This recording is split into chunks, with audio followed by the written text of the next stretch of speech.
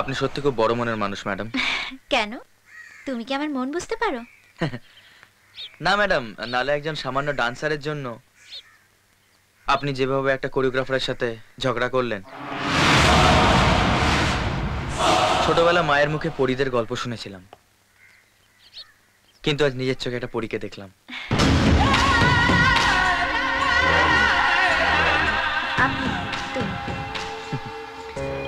ঠিক আছে ম্যাডাম, আজ থেকে আমি আপনাকে তুমি বলবো। রাজা, ইয়েস ম্যাডাম। তুমি একদিন আমার সাথে লং ড্রাইভে যাবে? আমি আমি কেন? বলো না যাবে কিনা। আসলে কন্টিনিউ কাজের চাপে আমি খুব টায়ার্ড। চারপাশে সবকিছু এত মিকি, এত বানানো যে মাঝে মাঝে আমার দম বন্ধ হয়ে আসে।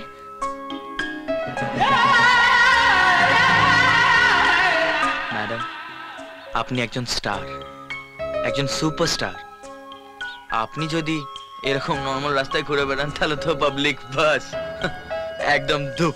রাজা, তুমি কিন্তু আবার আপনি আপনি করছো।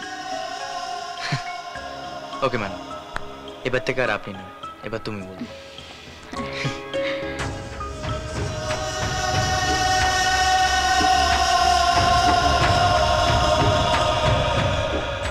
এ কি তুমি? কেন ডিস্টার্ব করলাম? তুমি তো জানো রনি, শুটিং লোকেশনে আসাটা আমি পছন্দ করি না। এটা আমার কাজের জায়গা। হ্যাঁ, সে তো এখানে এসে দেখতেই পেলাম। বড্ড কাজের চাপ তোমার। এবার কোথাও আমার যাওয়া উচিত ম্যাডাম, চলি। কি ব্যাপার, কেন এসেছো? তুমি বোধহয় আজকের ডেটটা ভুলে গেছিলে। Today is my birthday dear. রাতে পার্টিটার কথাটা বলতে এলাম। বাই।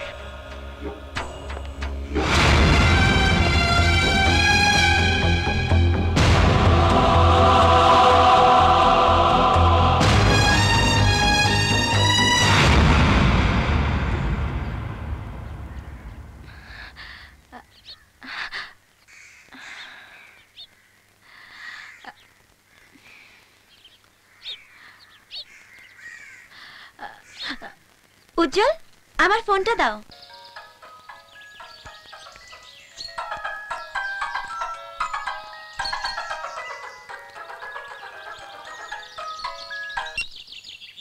হ্যালো। হ্যালো, আমি আলিশা বলছি।